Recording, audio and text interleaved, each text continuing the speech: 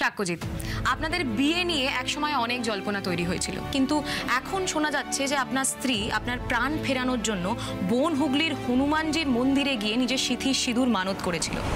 নির্জলা হয়ে হনুমান চালিসা পাঠ করে হাতে জ্বলন্ত কর্পূর নিয়ে হনুমানজির আরতি করে এক কঠিন ভক্তি বিশ্বাসের পরীক্ষা দিয়ে প্রার্থনা করেছিলেন আপনার জন্য।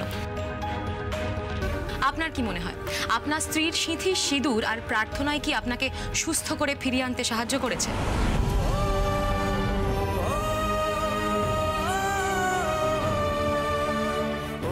আরশি আরশি আমার জন্য এত কষ্ট সহ্য করেছে? কেন করলো? কে হই আমি ওর যে আমার জন্য ও এতটা করবে? সিঁদুর মানত করেছে? সিঁদুর, তাও আবার নকল সিঁদুর। মানে তবে কি ও কি হয়েছে ব্যাপারটা আমাকে সবটা পরে জানতে হবে। সাক্ষ্য, দর্শক তোমার উত্তরের অপেক্ষা করছে যে। না, মনে করি না।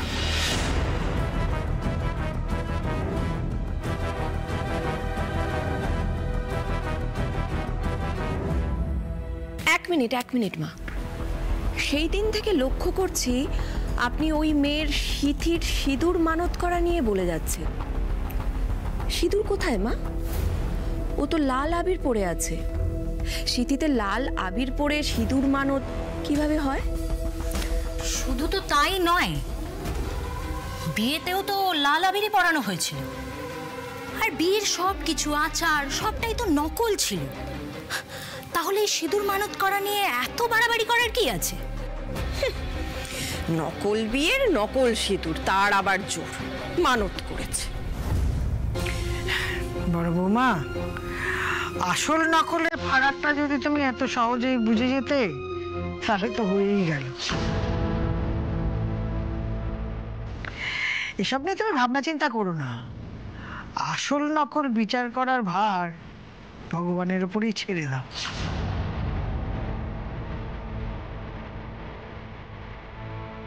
আন্টি আন্টি ঠাম্মি কি বলে গেল? সেই হসপিটাল থেকে শুনে আসছি আরশির সিঁদুর মানত করা, আরশির জন্য মিরাকেল হয়েছে। এসব কি আন্টি? তবে কি আরশি সত্যি সত্যি আসল সিঁদুর পরে আছে? না না না না, এ হতে পারে না। ওই মেয়ে আমার বাবলুর বাবা। সত্যি করে বলো তো মা, এই কথাটা কি বলে গেলেন আর কেনই বা বললেন? না না, আমি কি করে জানবো? আমি কিছুই জানি না। আরে বাবা, কি হলো? মাথাটা কেমন ধরে গেল, প্রচন্ড ব্যথা হচ্ছে। এই ওর একটু ভেতরে চল না, ওষুধ দিবি। বাবলুর বাবা।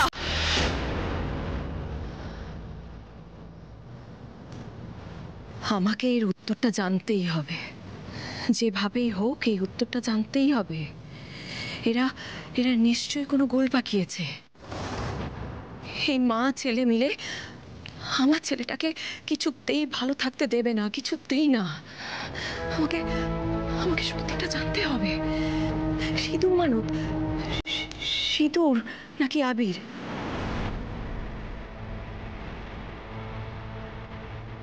মাকে এই উত্তরটা দিতেই হবে। মানে আপনি মনে করেন না যে আপনার সুস্থ হয়ে ওঠার পিছনে আপনার স্ত্রী আরশির অবদান রয়েছে? শুধু আমার স্ত্রী নয়, অগুন্তি ভক্তদের ভালোবাসা, তাদের আশীর্বাদ এবং আমার স্ত্রীর প্রার্থনা, এই সব কিছু আমাকে মৃত্যুর মুখ থেকে ফিরিয়ে নিয়ে এসেছে। এত মানুষের ভালোবাসার জন্য না থাকলে আরশি এত কষ্ট সহ্য করার শক্তিই পেত না।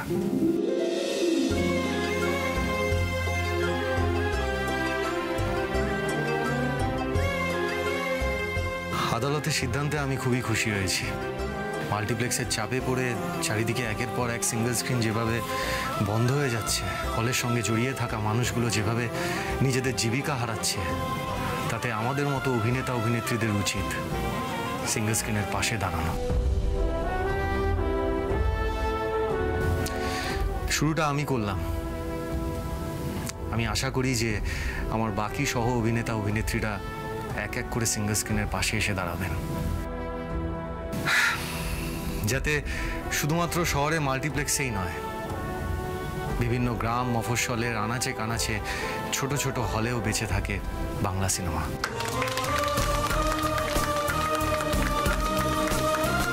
দাদা সিনেমা আমরা হাউসফুল করবই করবো। ব্লকবাস্টার হবে আমাদের সাক্ষ্য সুপারস্টারের ছবি। আপনারা দেখতে পাচ্ছেন কিভাবে বাংলা সিনেমার পাশে দাঁড়ানোর জন্য মৃত্যুকেও বরণ করে নিতে পিছু পাহান না আমাদের সুপারস্টার সাক্ষ্যজিৎ চ্যাটার্জি। সুপারস্টার সাক্ষ্যজিৎ চ্যাটার্জি দেখিয়ে দিলেন যে এভাবেও ফিরে আসা যায়।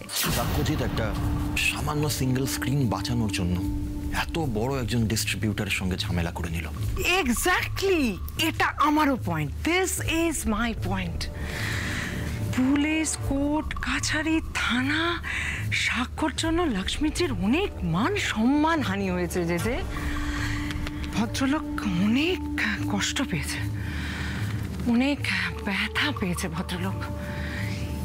এবার তোমার কাজ ওনার ওই ব্যথায় মলম লাগানো। লক্ষ্মীজিকে ডাকো, তোমার অফিসে ডাকো, ওকে ভরসা দাও, ওনার সঙ্গে একটা লিয়াজও তৈরি করো। মনে রেখো, শত্রু শত্রু তোমার বন্ধু। মম, you are excellent, Mom. You are excellent. You are a genius. Thank you so much. Thank you so much. আমি বুঝে গিয়েছি মম, এবার আমাকে কি করতে হবে। আমাদের ওই আগারওয়ালজিকে অস্ত্র বানিয়ে এমন কিছু একটা প্ল্যান বানাতে হবে যাতে সাক্ষ্যজিৎ ভাগ্যের জোরে নিজের পায়ে দাঁড়াতে পারলেও ওর সিনেমা যেন কোনোভাবে আর বক্স অফিসে না দাঁড়াতে পারে। That's my boy. করে ফেলো প্ল্যান। Sure. সাক্ষ্যজিৎ, এবার তোমাকে হারতেই হবে, কারণ এবার যে জিতবে। তুমি আমাদের সবাইকে বাঁচিয়ে দিলে বাবা। তোমার এই ঋণ আমরা সারা জীবন ভুলতে পারবো না বাবা। এসব কি বলছেন আপনি? আমার কাছে আবার আপনাদের কিসের ঋণ? ঋণী তো আমি আপনাদের সকলের কাছে, যাদের জন্যে আমার ছবি দিনের পর দিন ব্লকবাস্টার হয়েছে, যারা আমার ছবি দর্শকদের কাছে সুষ্ঠুভাবে পৌঁছে দিয়েছে বলেই আজ আমি সুপারস্টার সাক্ষ্যজিৎ হতে পেরেছি। আমি তো তাদের কাছে, মানে আপনাদের সকলের কাছে ঋণী, আর সেই ঋণের একটুখানি শোধ করলাম মাত্র, ব্যাস। না না বাবা, হলের এই সামান্য মাত্র চাকরি, এটাও যে জীবনের একটা বড় কাজ। আর জীবন যে এর জন্য এত বড় উপহার দেবে, সে তোমার সঙ্গে দেখা না হলে আমরা কিছুতেই বুঝতে পারতাম না। এতটা ভালোবাসা আমারও যে প্রাপ্য সেটাও তো আমি জানতাম না, তাই না? আরশি না থাকলে যে এমন হাতে গরমে সেটা প্রমাণ পেতাম না। থ্যাংক ইউ আরশি।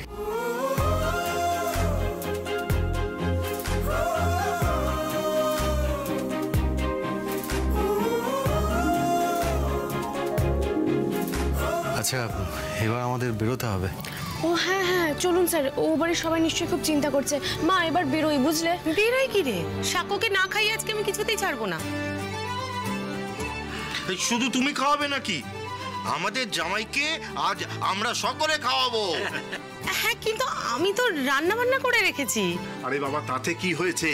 তোমার জামাই, তুমি তো সারা জীবনই জামাই আদর করে ওকে খাওয়ানোর সুযোগ পাবে। কিন্তু যার জন্য আমাদের সংসারে আবার হাঁড়ি চললো, তার মুখে অন্ন তুলে না দিয়ে আজ তো আমরা ছাড়বো না বৌদি। একেবারে ঠিক কথা। আজ সবার বাড়ি থেকে সাক্ষ্যজিতের জন্য একটা করে পদ আসবে। হ্যাঁ, সাক্ষ্যজিৎ আমাদের কাছে ভগবান, ওকে উৎসর্গ করে তবেই আমরা অন্ন জল গ্রহণ করব। আরে না না, আমি আসলে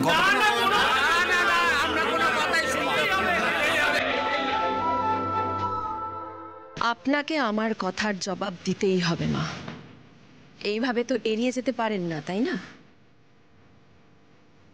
আমি জানতে চাই মা, একটা নকল বিয়ে, নকল সিঁদুরের এত শক্তি কোথা থেকে আসে?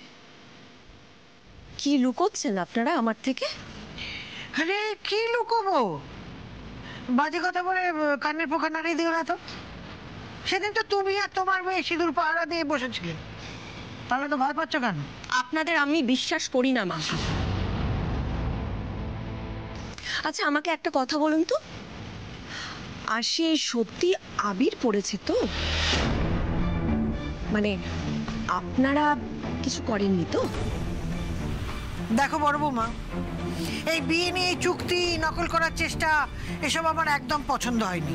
তোমাদের পাল্লায় পড়ে এই অনাসৃষ্টি কাণ্ডগুলো মেনে নিতে বাধ্য হয়েছি, কিন্তু এই নিয়ে কথা বলতে বাধ্য করো না। আমি এসব পছন্দ করছি না, আর কাউকে আমি জবাবদিহি করবো না, বুঝেছো? হতে পারো তুমি সুপারস্টারের মা, কিন্তু আমি তার বাপেরও মা। কাজে কথা বাড়িও না, অশান্তি বাড়বে। যাও এখান থেকে।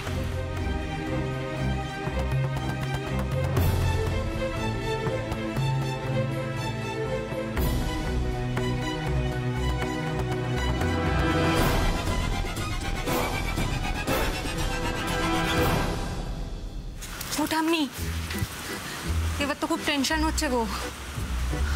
বড় মাসিকে তো না হয় তুমি ভয়টা দেখিয়ে তাড়িয়ে দিলে, কিন্তু আরশি, সে তো আর এসব কথাই বলবে না। তাকে তো আবার তুমি পুরো সত্যিটা বলেও দিয়েছো, এবার যে কি হবে। সত্যি মা, এ তো মহা খেঁচা কলে পড়া গেল। আরশি না কদিন ওই বাবলুকে নিয়ে হাসপাতালে ছোটাছুটি করছিল বলে আমাদের চেপে ধরেনি, কিন্তু আজকে তো সব মিটিয়ে বাবলুকে নিয়ে এ বাড়িতে ফিরবে, তখন যদি খ্যাক করে চেপে ধরে কি জবাব দেবে? চিন্তার ব্যাপার হয়ে গেল। আসলে সেদিন তো চাপে পড়ে সত্যি কথাটা বলে ফেলেছি, এছাড়া তো কোনো উপায়ও ছিল না। কিন্তু আজ কি হবে? আর এই পুরো কোপটা না সবার আগে আমার উপর এসে পড়বে। আমি তো আবার কায়দা করে ব্রেন ওয়াশটা করতে গেছিলাম কি না। বজরঙ্গলি, আমার বাঁচিয়ে দিও গো। এই যে বাবা জীবন, এই মোচার ঘন্ট, হ্যাঁ এইটা কিন্তু তোমাকে খেতেই হবে। এই বাটা মাছের ঝোলটা এটা আমার বাড়ির থেকে। আর ওই যে পুঁই শাকটা আমার বাড়ির গাছের পুঁই শাক, বাজার থেকে চিংড়ি এনে জমিয়ে রেঁধেছে তোমার কাকিমা, একটু খেয়ে দেখো। হ্যাঁ, আমি জীবনে বহু পুরস্কার পেয়েছি, কিন্তু এত ভালোবাসা, এত আন্তরিকতা এভাবে পাবো কখনো ভাবিনি। আমি সবটা খেতে পারবো কিনা জানি না, তবে বিশ্বাস করুন আজ আমার মন ভরে গেছে। আমি সত্যি খুব আপ্লুত।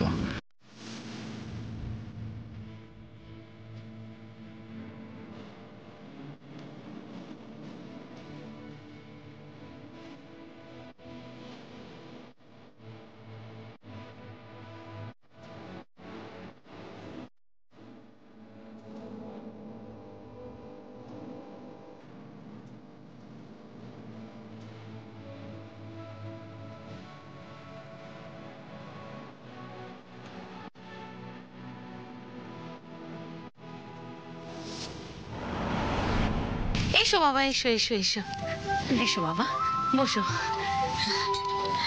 সকাল থেকে যা হই হুজ্জুত হলো, তারপর তোমার শরীরটাও তো ভালো নেই, সবাই মাত্র হাসপাতাল থেকে বেরোলে, একটু জিরিয়ে নি তারপরে বরং রওনা দাও। তোমাদের এখানে রেখে দিতে পারলে ভালো লাগতো, কিন্তু ওদিকে তো তোমাদের বাড়িতেও চিন্তা করছে না? হ্যাঁ মা, ফিরতেই হবে। এমনিতে এখানে ডিরেক্ট চলে এসেছি বলে ও বাড়িতে আবার কোনো ঝামেলা না। তুমি অকারণ টেনশন দিচ্ছ ওনাদের, এরকম কিছুই হবে না বাড়িতে গিয়ে। না না, তবু তোমাদেরকে আটকাবো না। সবে খেয়ে উঠলে একটু গাটা এলিয়ে নাও। আমি একটা কাজ করছি, একটু এসিটা চালিয়ে দে না। হ্যাঁ, একটু এসিতে শো বাবা, যা গরম। হ্যাঁ, এসিটা তো কালকেই ইনস্টল করে দিয়ে গেছে, ভালোই হয়েছে। জামাইবাবুর গিফট করা এসি, তাকে দিয়েই উদ্বোধন করা হবে। দে দে, এসিটা চালিয়ে দে। হ্যাঁ,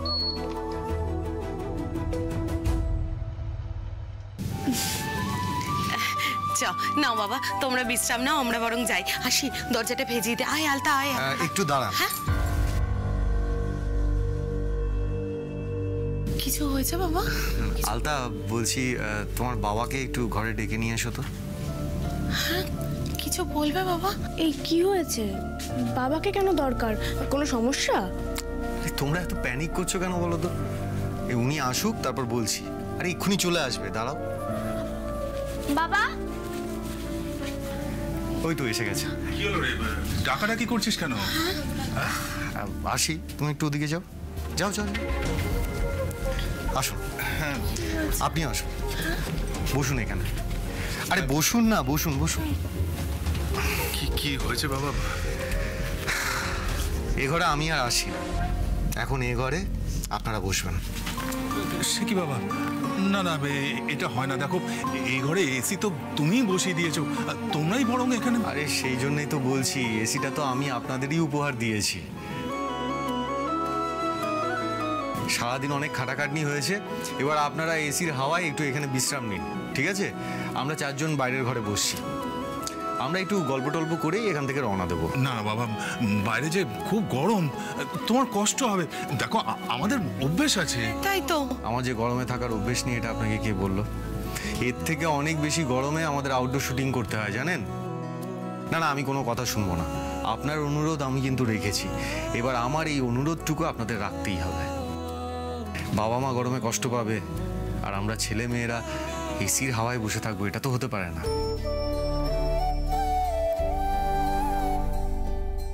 আপনি মানুষটা ভালো স্যার, আপনার মনটা বড়। আচ্ছা আপনারা রেস্ট নিন, রেস্ট নিন, রেস্ট নিন প্লিজ। চলো আমরা বাইরের ঘরে বসে একটু গল্প টল্প করি। এই আমি জানলাটা বন্ধ করে দিয়ে হ্যাঁ, ভালো করে জানলা বন্ধ করে দাও।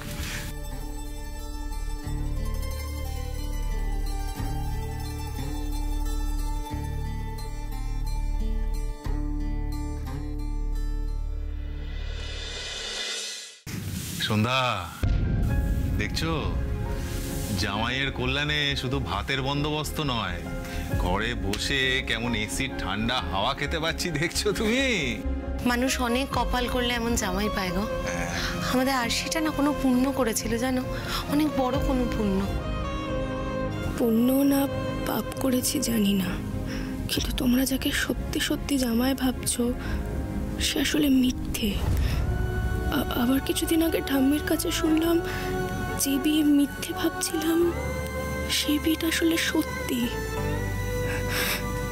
সত্যি আর মিথ্যে খুলিয়ে যাচ্ছে আমার, আর এই সত্যি মিথ্যের মাঝখানে পড়ে পিষে মরছি আমি। আহ, এসিতে কি আরাম গো, হ্যাঁ? শরীরটা একেবারে জুড়িয়ে গেল। হ্যাঁ, মেয়ে বলেছিল জামাই সে শখ পূরণ করে দিল। তুমি ঠিকই বলেছ, আগের জন্মের অনেক পুণ্য থাকলে মানুষের এমন ভাগ্য হয় গো। সন্ধ্যা, নিজেকে কেমন বড়লোক মনে হচ্ছে, বুঝলে?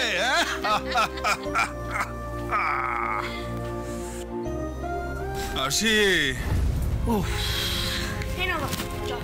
দে,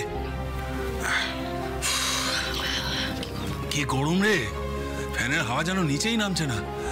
একটু হাত পাকাটা এনে দে মা।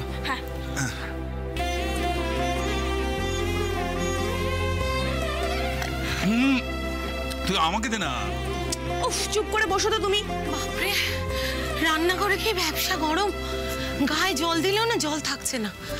হ্যাঁ, কাগজে দেখলাম ওই গরমের চোটে লোকজন এটিএমে গিয়ে ঘুমোচ্ছে। বাবা, পারলে আমরাও চলে যেতাম গো।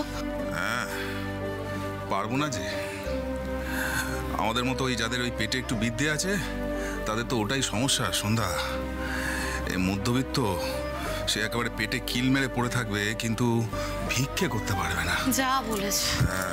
আর কটা বছর কষ্ট করে নাও বাবা, তারপর দেখবে আমি এসি কিনে নিয়ে এসেছি, তখন যতই গরম পড়ুক আর কষ্ট হবে না। আসি শোনা, বলছি কি হলো, তুমি কাঁদছো কেন? তেমন কিছু না স্যার, একদিন খুব গরমে বাবা মাকে কষ্ট পেতে দেখে আমি কথা দিয়েছিলাম এসি কিনে দেব। আজ আমার দেওয়া কথা আপনি পূরণ করে দিলেন স্যার। কি সুন্দর আরামে হাওয়া খাচ্ছে। Thank you. অভাবের সংসার পেরিয়ে আরাম উপভোগ করতে যে কতটা ভালো লাগে সেটা আমিও জানি আসি।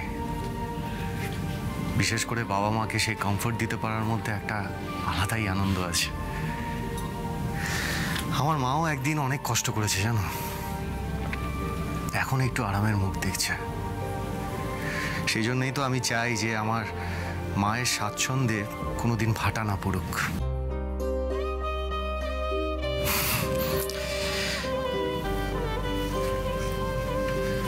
কি হলো? তুমি চুপ কেন? ও আচ্ছা আচ্ছা, এসিটা তোমার দেওয়ার কথা ছিল, আমি দিয়ে দিলাম বলে কি মন খারাপ? এই বাবা, ছি ছি ছি ছি ছি, কি বলছেন স্যার? আপনি কত ভালোবেসে উপহারটা দিয়েছেন। উপহার যাই হোক না কেন, তাকে মাথায় করে রাখতে হয় স্যার। বাবা মাকে উপহার দেওয়ার আরো অনেক জিনিস আছে। শোনো, আস্তে আস্তে এই বাড়িটা আগে সারিয়ে তোলো, তারপর না হয় বাবা মাকে একটা গাড়ি কিনে দিও। আপনি কিন্তু খুব পজিটিভ কথা বলেন স্যার। আমায় আশীর্বাদ করবেন, আমি যেন বাবা মায়ের সব স্বপ্ন পূরণ করতে পারি। পারবে, নিশ্চয়ই পারবে। তুমি খুব কর্মঠ আর স্মার্ট মেয়ে। আমার বিশ্বাস তুমি যদি মন দিয়ে কাজ করো তাহলে তোমার বাবা মায়ের সব স্বপ্ন তুমি পূরণ করতে পারবে। যাকে বাড়ি থেকে অলরেডি অনেকবার ফোন এসেছে, তাড়াতাড়ি রেডি হয়ে নাও, আমাদের কিন্তু পৌঁছতে পৌঁছতে সন্ধে হয়ে যাবে। হ্যাঁ স্যার, আপনি গুছিয়ে নিন, আমি আসছি। তাড়াতাড়ি এসো।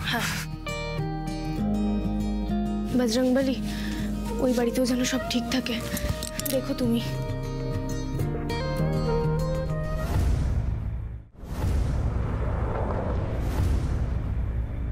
কিরে বাবলু, চুপ করে দাঁড়িয়ে আছিস রে?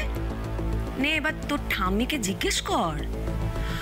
আমি জিজ্ঞেস করাতে তো কোনো লাভ হলো না, চোখ রাঙিয়ে আমাকে চুপ করিয়ে দিলেন। হ্যাঁ সাক্ষ্য, জাস্ট আস্ক হার, কেন উনি বারবার বলে যাচ্ছেন আমরা তো কিছুই করিনি? আরে অত বড় নিউরোসার্জন, উনিও কিছু করতে পারেননি। যা করেছে সব ওই আরশি সিঁদুরের জোরেই তো তুমি আজ সুস্থ হয়ে বাড়ি ফিরে এসেছো। কেন রে, কেন জনে জনে এই কথাটা বলছেন কেন? এটাই তো আমি বুঝতে পারছি না। সিঁদুরই নেই, তার আবার জোর, তার আবার মানত। জিজ্ঞেস কর, জিজ্ঞেস কর, জিজ্ঞেস কর। হ্যাঁ ঠাম্মি, ব্যাপারটা কি বলো তো? না, ঋতুও তখন ক্যামেরার সামনে এই প্রশ্নগুলো করছিল আমাকে। না মানে ডেফিনেটলি আরশি যেভাবে বজরংবলীর কাছে আমার জন্য প্রার্থনা করেছে, তাতে ওর ভক্তি, ওর বিশ্বাস সত্যি একটা মিরাকেল ঘটিয়েছে। আমার সুস্থ হয়ে ওঠার পেছনে আরশির অনেক অবদান, ডেফিনেটলি এটা আমি মানছি। কিন্তু সিঁদুর, মানে সিঁদুরের প্রসঙ্গটা আসছে কোত্থেকে, কেন আসছে? আমি তো আশিকে সিঁদুর পরাইনি, পরিয়েছি আবির। তাহলে তাহলে এই প্রশ্নটা বারবার কেন আসছে? এই প্রসঙ্গটা আসবেই বা কেন, আমি তো বুঝতে পারছি না।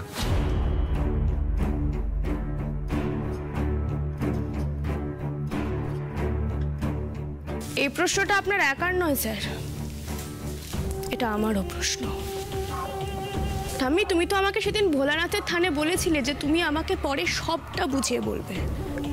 তো বলো এখন ঠাম্মি, আমি জানতে চাই ঠাম্মি, আমার সিঁথির সিঁদুর আসল হলো কি করে?